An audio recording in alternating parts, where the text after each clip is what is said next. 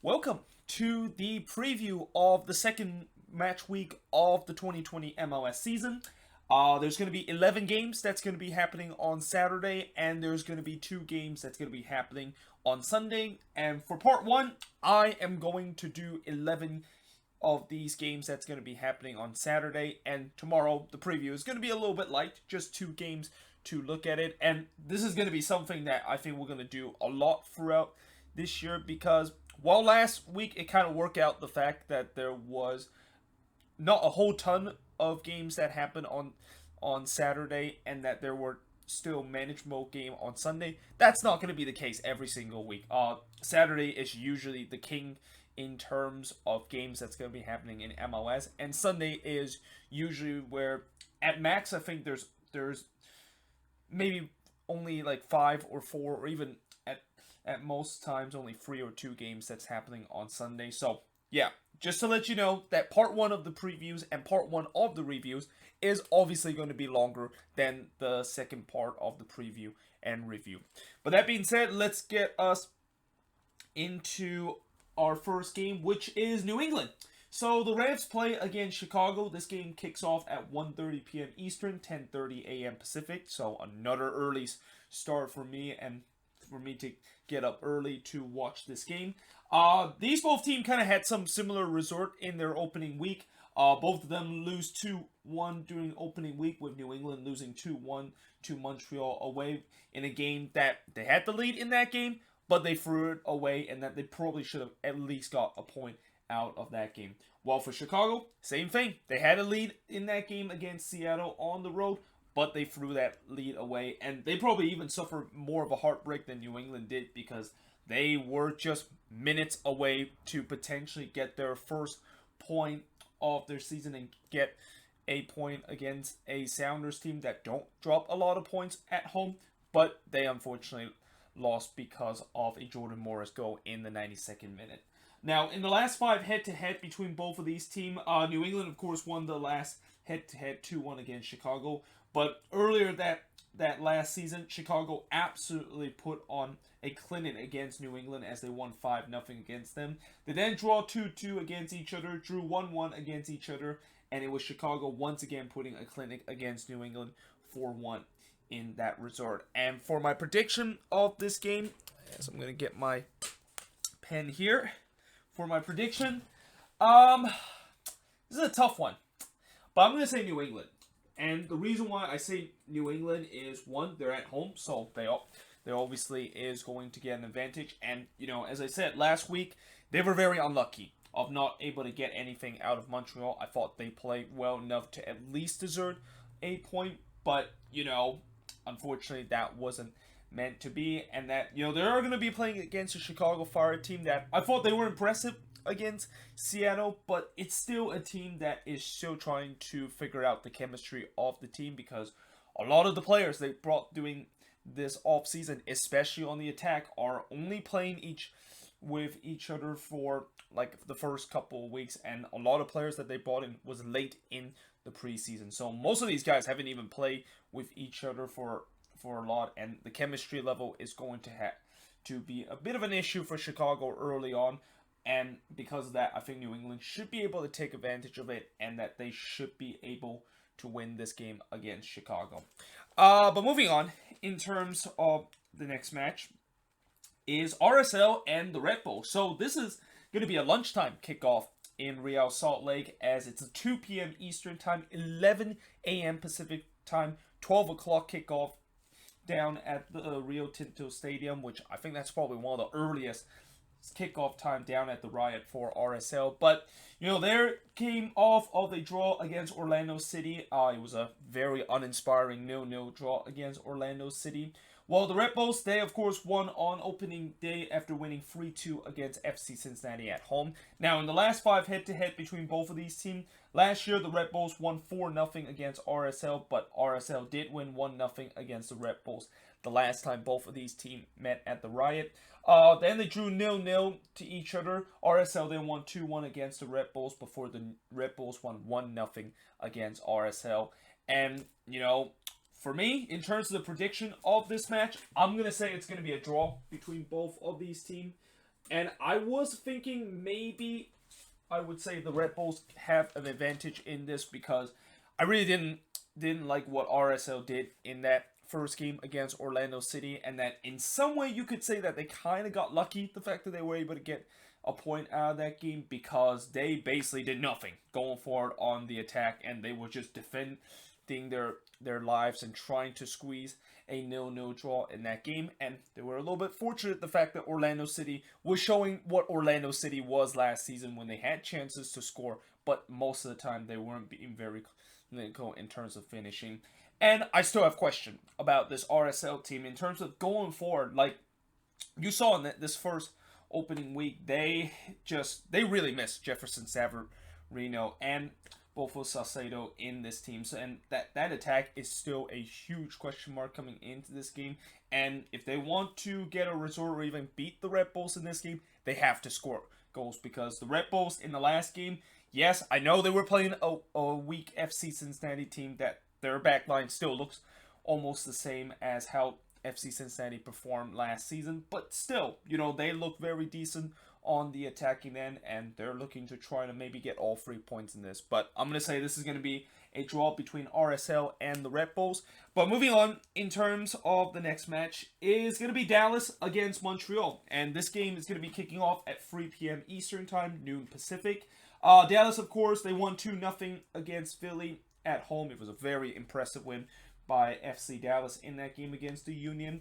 Montreal, of course, won 2-1 against New England at home. And, I have been relatively surprised how good Montreal has been and how good Thierry Henry has been in his first couple of games as a head coach of the Montreal Impact. Because when you look at this Impact team, not only this team is a team that doesn't really have a lot of talent in their team, but they just literally lost their best player in this offseason, and yet they are still able to get some points out of these games. Now, that being said, one thing that I do worry about Montreal is that in these last 2 games, this kind of reminds me a little bit of last season with Montreal, where, how I was surprised that the Impact was getting Resort early on, and that I like the fact that they really grind out Resort to be able to get points in those games. Yeah, it seemed like they're doing it again this season, and that makes me worry the fact that, yes, I know they want to grind out Resort, and obviously Thierry Henry, as much as he wants this team to be an attacking team, he just doesn't have the talent to do that, so he's got to be a little bit pragmatic. But it just gets to a point where you just cannot do this throughout the whole season, and we saw last season when Montreal started to leak at the back, and that they kind of ran out of luck to try to grind Resort. They started to really tumble in terms of their Resort. So that's something Montreal's got to keep in mind, and that's also something that Thierry Henry has to keep in mind, where, yes, they could be a little bit pragmatic, but how long is that going to last? Now, the good news is they did sign Victor Wanyama this week, and I wonder whether or not if he's going to make his debut. I'm assuming probably not, because Montreal does have CCL heading into Wednesday, and that could be a bit of a factor of how Henry will set up this team. But in terms of the last 5 games for both of these teams, last year, both of these teams playing a thrilling 3-3 draw in their last meeting, before Dallas, of course, winning 2-0 against Montreal the last time both of these teams were playing in Dallas. Then Dallas, of course, won 2-1 against Montreal on the road, before Dallas again winning 2-0 against Montreal, and Montreal winning 2-1 against Dallas. So Dallas does have a good record in terms of the head-to-head against Montreal, and that's also one of the factors why I think Dallas should be able to win this. Again, I was very impressed of how some of these young kids play against the Union, but it's also due to the fact that, again, I don't think Henry is going to really start a very strong squad heading into this game against Dallas. It's clear that the Impact, their main focus is definitely in CCL, and knowing the fact that if they can beat Olympia, they're in the semifinal of the CONCACAF Champions League. And I've been saying about this Impact team, despite the fact that you could say that this is the weakest MLS team in CCL, the history of the fact that they do well in CCL might be coming back to them, and that this is going to be a year where not a lot of people thought that they were going to make a deep run into this competition, but now they are making the deep run, and I'm pretty sure Henry is going to really prioritize that competition than what MLS is, because when you look at this squad the long term, they're still kind of, in my mind, not really a team that could potentially compete the playoffs. So, if you're a team that is in that situation, but you also have CONCACAF Champions League that you can potentially maybe make a deep run and if you do make a deep run and have success into it, then I think Montreal fans won't mind the fact that this team might not able to make a playoff run if that is going to be the case. But moving on, in terms of the next match, and the last match on this board is DC versus Miami. And boy, do both of these teams does feel a little bit pressure coming into this game. DC, of course, they lost 2-1 against Colorado at home. By the way, this is a 3:30 p.m. Eastern Time and 12:30 p.m. Pacific. I believe this game is going to be on 2DN and also on Twitter. Miami, of course, also lost in the opening weekend, but I thought they were very impressive against LAFC. And as I said before, I actually went to this game, and I really liked the fact that Miami really went toe-to-toe with LAFC in that game, and that if they only have a little bit more quality going forward and have a goal scored, they could have actually got something out of the defending Supporter Shield champ. But unfortunately, they didn't. They lost 1-0 to them. And also, this is the first ever matchup between both of these teams. And going back to what I said about the fact that I feel both of these teams had some pressure coming into this game. Obviously, for DC, the off-season signings that they have and the improvement that they got going forward on the attack, well, it was a no-show in the opening weekend, and they cannot afford to start the first two games of the season, especially at Audi Field, which historically they have been very good at by losing back-to-back games. However, my biggest concern is that they're playing against a Miami team that, they can play, if they can, of course, do what they did against LAFC, I feel like they have a chance to maybe get a draw or even get a win out of this game. And that, again, I know they don't really have a main goal scored on this team, but if this team can just defend enough, and that if this team maybe get some contribution in terms of that midfield, and maybe guys like Pizarro, for example, could contribute in some of the goals, then I think they should do just fine, and that they could ride the ship into the summer where they could be right on the edge of competing for the playoffs. Because I know for sure that they're going to sign a big name signing, especially in the striker position, because this team really lacked that goal scored, as I was fearing with this one. But in terms of the prediction of this game, I'm going to make a bold prediction and say Miami's going to win this, because I think not only they're going to get their first goal in this game, but I think they're going to win this one, and that, it's not going to be every single week where Miami have to face against a defending Supporter Shield champ, and that they get a chance to face a DC team that is vulnerable in terms of the defense, as it's shown in the first week.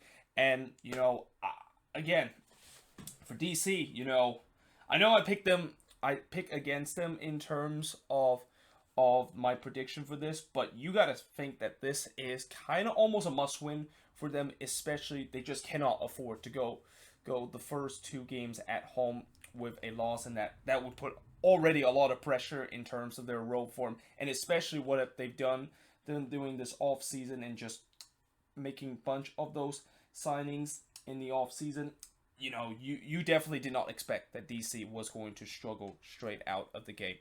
But that being said, I am now going to switch boards and look at the next 4 games that's going to be happening on Saturday. Alrighty, so next up is TFC against NYCFC. And there is no doubt that this is probably the match that I'm going to keep a close eye on. And this is probably, for me, the match of the week and the best match from match week number 2 in the 2020 MLS season.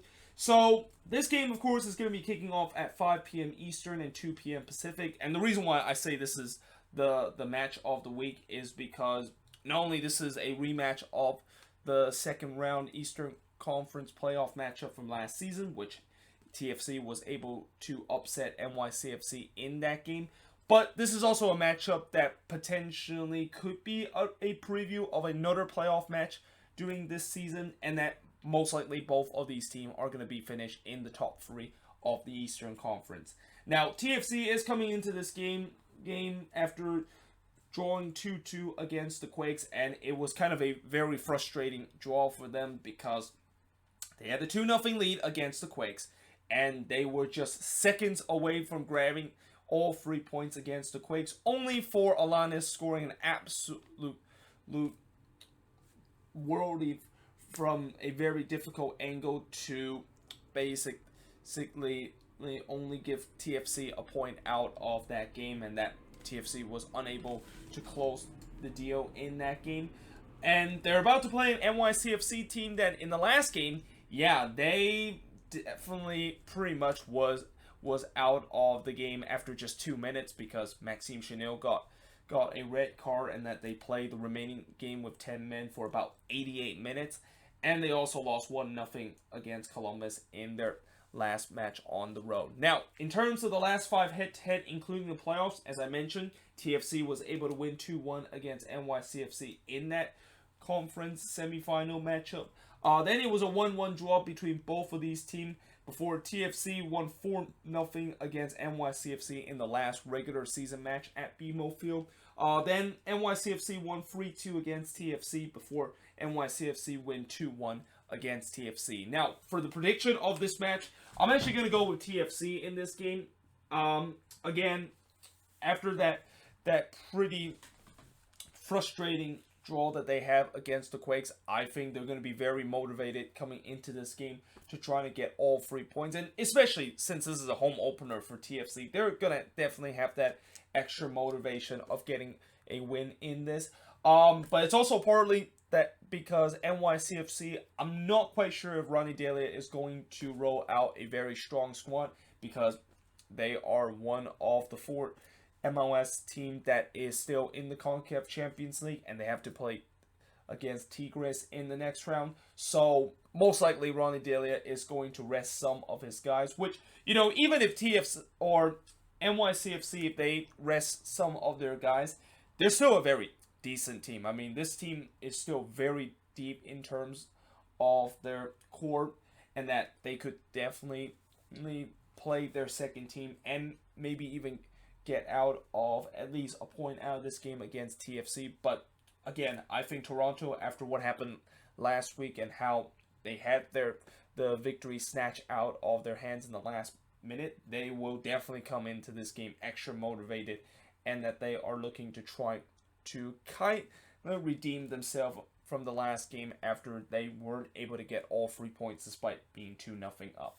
But moving on, in terms of the next match, is going to be Atlanta versus FC Cincinnati. So I am wearing an Atlanta jersey in honor of Joseph Martinez.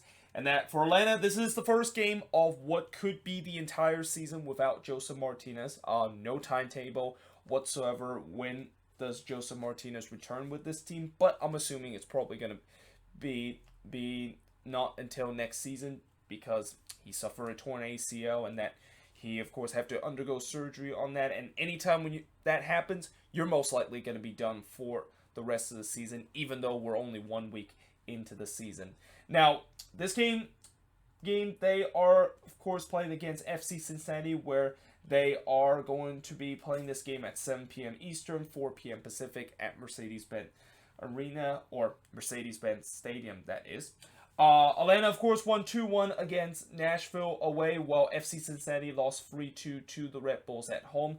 Last 2 head-to-head, FC Cincinnati actually, Atlanta won 2-0 against FC Cincinnati before FC Cincinnati actually got a draw against Atlanta in the first ever meeting between both of these teams. But that was back when Atlanta was really struggling to start the Frank de Boer era, and that there was a lot of Atlanta fans that was calling Frank de Boer's head with the way that they start last season. Now, that being said, in terms of this match, and I know there's been kind of a little bit of an overreaction in terms of how people feel like Atlanta is doom and gloom now that they don't have Joseph Martinez, but I don't really think that is the case, and that I think it might be doom and gloom in terms of their CCL hope, and that it could be doom and gloom in terms of potentially capturing their second MLS Cup.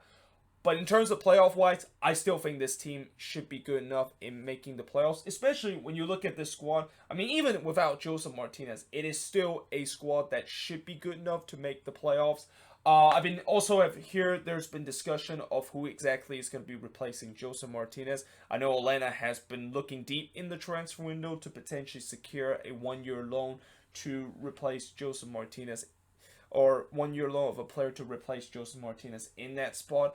But I've also heard that most likely they're going to be playing a false nine position where either Pity Martinez and Barco is going to be there, which I don't think it's the worst idea, but I feel like people are not kind of appreciating the fact that, they actually have a backup striker in their roster. And that guy is former Quakes player Adam John. And say what you say about Adam John, and I know he didn't do well when he was with the Quakes, but I feel like people should at least give him a chance, and that I think maybe Frank de Boer is going to at least have to give him a couple of chances. I mean, from what I also have heard is that Atlanta has never worked with this false nine system, and that I just think it doesn't make any sense if Frank de Boer decided to put this false nine system when they have never worked before right in this game against FC Cincinnati. And even if they are playing against an FC Cincinnati team that is relatively weak, it still just makes no sense. Why would you put in a system that you haven't worked with and you're risking potentially not getting anything out of this game? So I think most likely in terms of what their short-term replacement for Joseph Martinez most likely is going to be Adam John. But if Adam John does not work out for Atlanta, most likely they are going to go into this false nine system. But that being said, in terms of my prediction, I'm still going to say Atlanta win this one. I mean, again, I know this is going to be the first full game that Atlanta is not going to have Joseph Martinez in this roster, but I just think that they should have enough strength and enough talent to be able to beat an FC Cincinnati team that last game against the Redbulls is not very promising in terms of a team that could do much better in their second season in MLS. I mean, I will, as I said last week, I do like the fact that FC Cincinnati at least put somewhat a fight in the second half, but here's the thing. Their defense is still absolutely garbage, and that, I think Atlanta, when you look at that attacking core, even without Joseph Martinez, it should be good enough to be able to beat FC Cincinnati in this game. But that being said, moving on in the next match is the Blues Knot Derby. And the reason why I call this the Blues Knot Derby between San Jose and Minnesota is because these are my two favorite teams that is playing against each other. And I always hate this fixture, not only because I know one of these teams potentially is not going to get a victory and that they're going to have to lose this game, but it's mostly because when I watch this fixture, it just kind of feels awkward, the fact that, when one of my favorite team does well, I would definitely be happy with that, but then I will be kind of a little bit disappointed that my other team is not playing very well. So it's just kind of a mixed emotion that is going on throughout the game, and it just feels very awkward in many ways. But that being said, there is actually a possibility that this game could be postponed to another day, or the fact that this game could be played behind closed doors, because today the Quakes actually released a statement that they are monitoring the situation with the whole coronavirus outbreak that is going on, and that if they decided that playing this game with fans going to the stadium could put a risk of potentially a coronavirus outbreak that's going to be happening in the game, then they will think about playing this game closed door, or even think about postponing this into another game. Now, so far I haven't heard any other teams that have made that statement. Well, actually, I've actually heard one other team that made this statement, and of course we'll get to which team that also made this statement a little bit later in this preview. But I hope this is not going to be the case. I know, obviously, the health and safety is always in the number one priority, but it definitely sucks the fact that you're, of course, are going to have to see an MLS game played behind closed door, and it especially sucked the fact that if that MLS game involved with two of your favorite team playing against each other, even though I never really liked this fixture when both of my favorite team play against each other. So yeah, hopefully that is not going to be the case, but the Quakes, they saying that there could be further update of whether or not if this game will go ahead or not, and I just hope either tomorrow or later tonight. They said that it will go ahead and that this fixture will not be the first fixture where the coronavirus actually affected an MLS game from being able to play with fans, and that it has to play behind closed door or being postponed. But going back to this game itself, the Quakes, of course, drew 2-2 against TFC, and I should say they got a very lucky draw against Toronto in that game at home, because if it wasn't for Oswaldo Alanis with that signature goal to mark his dream debut, we would have lost that game, and we absolutely deserved to lose that game with the way that we just look absolutely awful in that game against Toronto. But the Loons, of course, they had an impressive debut, and that they, of course, won. Well, they had an impressive season opener. It's not. I'm kind of saying this like they are an expansion team or not, but they had a pretty impressive season opener against Portland as they won 3-1 against them away. Now, in the last 5 head-to-head matchup, this fixture has really turned the table a little bit, because before it was the Quakes that have always teams to get the better of the Loons, but recently the Loons have been able to get a couple of victory of their own. Last season, they of course did a double against the Quakes by winning 3-1 against them at Allianz Field, and then winning 3-0 against the Quakes the last time both of these teams met at Quake Stadium. Then the Quakes, of course, won 3-1 against Minnesota, won 3-2 against Minnesota at home before the signature moment, and probably my favorite moment as a Quakes fan, which is that 3-2 victory against Minnesota on the final day of the season, where I was able to see the Quakes move on to the playoffs because of this 3-2 victory. Now, in terms of the prediction of this game, I'm going to say it's going to be a draw, and I really need to stop kind of predicting the Quakes drawing at home, because really at home the Quakes need to get wins. We know this is a team that struggles on the road, and getting draws at home while struggling on the road is not going to cut it in terms of making the playoffs. But I really feel like this is another opponent that the Quakes are going to have their hands full, and especially how I thought the Loons last year, they did a great job in terms of figuring out the Almeida system, and that they really kind of gave a formula to the rest of the team to how to play this Almeida system, and that, seeing what the Loons did to the Timbers in the last game, it just makes me fear that their counterattack is going to, their counterattack in the last game was very good against Portland. Now they're facing against a Quakes team that not only is vulnerable in terms of the counterattack, but it's been proven in the past couple of times when both of these teams meet each other that Minnesota has got the best of the Quakes in terms of the defense, and it's all because of that counterattack that they have. So yeah, we shall see how this game is going to go, and as I said, I really hope that this game does go ahead and that I can, of course, attend this game, even though this is not necessarily my most favorite fixture to watch throughout this season. But moving on, in terms of the next match, is going to be SKC versus Houston. So SKC currently have a 1-0-0 record, while Houston, of course, drew their opening game. And this game, by the way, is going to be kicking off at 8:30 p.m. Eastern, 5:30 p.m. Pacific.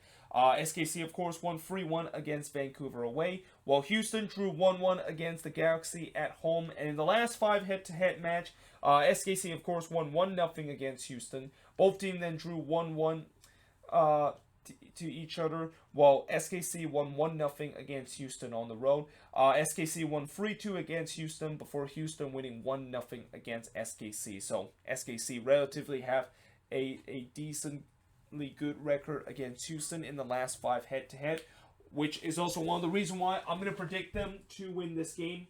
You know, I know SKC in the last game against Vancouver, even though I kind of said that it was a relatively easy win for them, there was definitely a stretch, a period where it definitely did not look easy. And if it wasn't for Vancouver, that don't really have a lot of good attacking option, SKC could have easily maybe dropped a couple of points in that game, and especially the defense for SKC after that game against Vancouver. Yeah, it's still a big question. Now, the good news is they're going to be playing against another easy team in the Houston Dynamo, and even though I know Houston had an impressive 1-1 draw against the Galaxy, this is a game on the road. And you know what that means when the Dynamo goes on the road? Most likely they are not going to get anything out of this. And especially, it doesn't help the fact that they are going to lose some key guys coming into this game in Albert Valise and Darwin Quintero.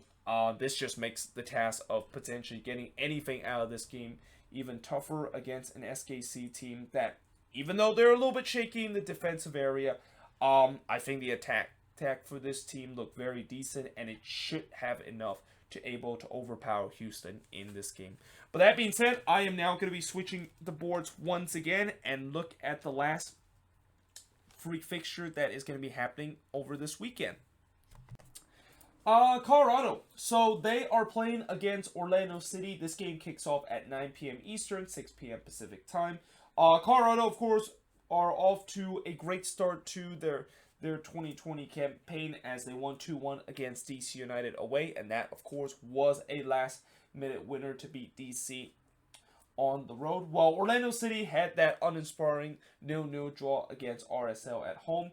In terms of the last 5 head-to-head, believe it or not, Colorado has never been able to get a victory against Orlando City, as in their last 5 head-to-head, they, of course, lost 4-3 against Orlando City, lost 2-1 against Orlando City, lost 2-0 to Orlando City. Both of these teams drew 0-0, while Orlando City once again beating Colorado 2-0 in the inaugural meeting. But despite the fact that Colorado has never been able to beat Orlando City in their MLS history, it's about to change in this game, because for the first time, they are going to beat Orlando City. And I just feel like when you look at that Rapids team and how they play against DC, I have a feeling it's going to carry into this game. I mean, this is a team where if they're going to continue to perform like they did against DC United, I don't think they're really a sleeper team anymore, but more of a team that should really be on the radar of a team that you should be very concerned in the Western Conference. Whereas for Orlando City, one of the things about Orlando City is that they don't do well on the road. And it seemed like this team still have problems in terms of finishing. I mean, as I said from last week, I thought their defense was excellent. But then again, they were playing against RSL, which was a team that has problem in terms of goal scoring.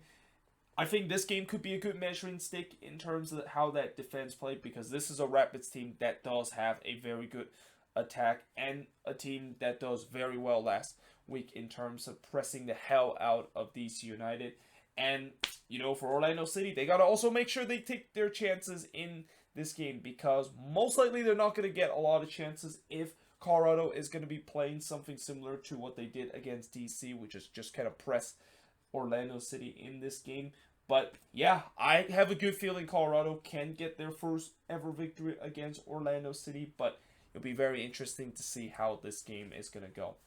But moving on into the next match is going to be Seattle versus Columbus. So this is another game that I think I will keep an eye on, because this looks like another interesting fixture.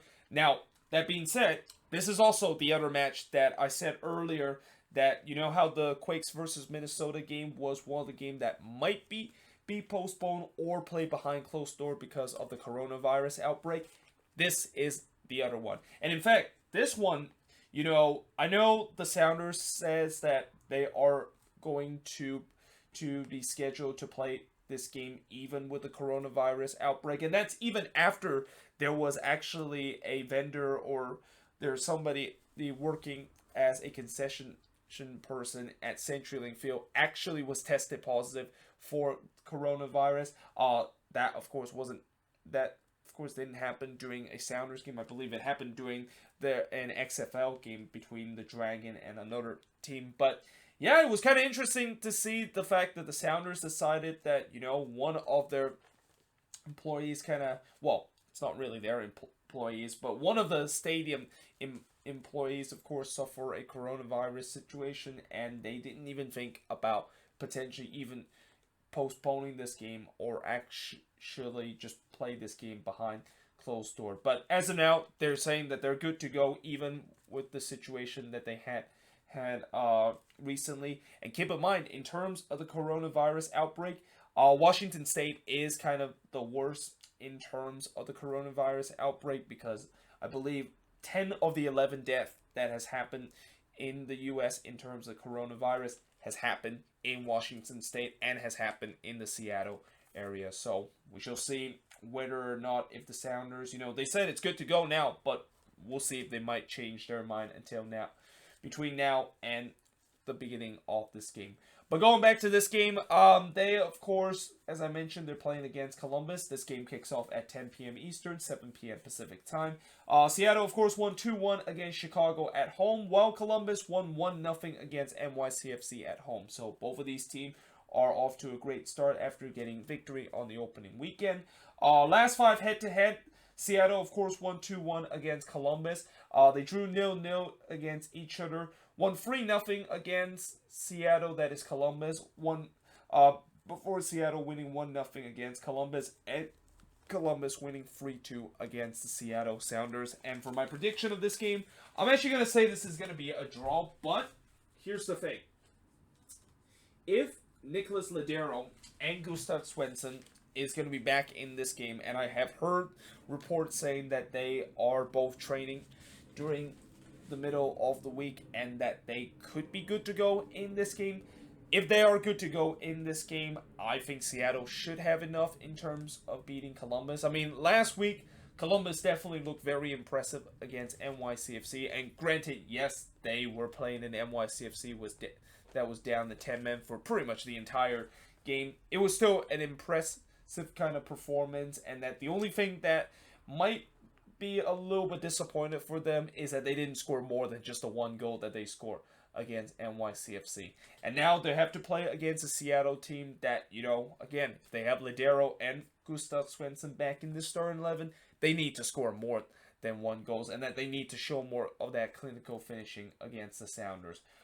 But if Svensson and Ladero might not be playing this game, this could definitely be a draw, because, you know, Seattle, they didn't look overly impressive against Chicago, and it just seems like they desperately miss Ladero's presence in that number 10 position, and that if they can, of course, get him back, then yeah, this team could really be a team that looked like the supporter, or not the supporter shield, but the MLS Cup winning team from last season. But now moving on into the last game of the Saturday action is between the Galaxy and the Whitecaps. So the Galaxy, they drew 1-1 against Houston away on their first match of the season. And by the way, this game kicks off at 10 p.m. Eastern time, 7 p.m. Pacific. And this, of course, was the game that Chicharito made his debut. And like I said, he kind of had a average at best in terms of his debut. Didn't really contribute a lot or even score a goal on his debut. While Vancouver, of course, lost 3-1 against SKC at home. They definitely did not look impressive at all when they're playing against SKC. Well, I wouldn't say they weren't impressive. I thought they had chances to potentially get something out of this, but they couldn't quite take advantage of that. And in terms of the last five head-to-head matchup between both of these teams, Vancouver actually surprised the Galaxy last season by winning 4-3. Last time this game was played at Dignity Health Sports Park. Before the Galaxy winning 2-0 against Vancouver, then winning 3-0 against Vancouver. Both teams, of course, draw 0-0 before Vancouver once again with a surprising 1-0 win against the Galaxy. And despite the fact that the Whitecaps have shown some surprising result whenever they play against the Galaxy, I still think the safe bet here is to bet the Galaxy to be able to win this game. I mean, I have a feeling Chicharito could potentially get his debut goal here, knowing the fact that he is going to be facing a relatively weak Vancouver defense. And, for the Galaxy, one thing that, in this game that they need to know is that, well, first of all, they need to win this game because this is a very winnable game against a team that is considered one of the worst teams in the Western Conference. But also the second thing is they definitely need to remember to defend against this Vancouver team because, as I said, last season they shipped 4 goals against this Whitecaps team that throughout the entire last season was the worst team in terms of goal scoring in the Western Conference. And if you give up 4 goals against the worst team in terms of the worst goal scoring team in the Western Conference, your defense is having some big issue.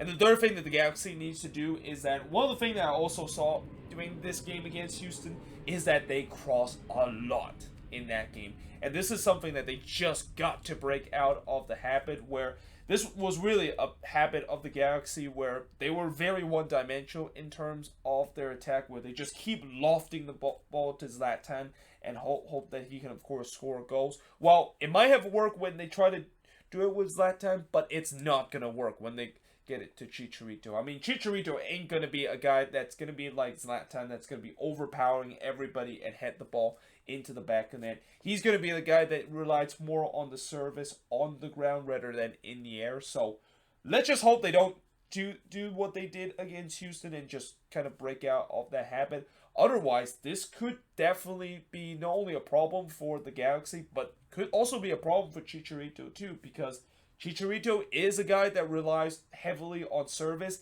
and if you do not give him service, or if you do not give the right kind of service to him, he's going to struggle in terms of scoring goals, and that's when the pressure is going to really get on him. I mean, I've been hearing a lot of people has already criticized Chicharito from his opening week performance, which I understand that performance that he made in his debut with the Galaxy was definitely something to not be desired, but still, this is only his first game, and I think we need to understand that he does need maybe a couple of games to adjust in terms of potentially be a lethal goal scorer. But it also doesn't help the fact that when the Galaxy bought him to this team, they bought him with a heavy price tag, and there was a lot of expectation people have with Chicharito when he comes in this league. So we'll see whether or not if he can get his debut goal in this game against Vancouver. But yeah, there you have it. That is pretty much it for all the games that I have previewed for Saturday. Tomorrow I will be previewing the last 2 games that is going to be happening on Sunday. But either way, hope you guys enjoyed this video. If you do, make sure you guys leave a like, smash that subscribe button. As always, let me know in the comments below what your prediction will be for the 11 games that's going to be happening on Saturday. But yeah, hope you guys enjoyed this video, and I will see you guys next time.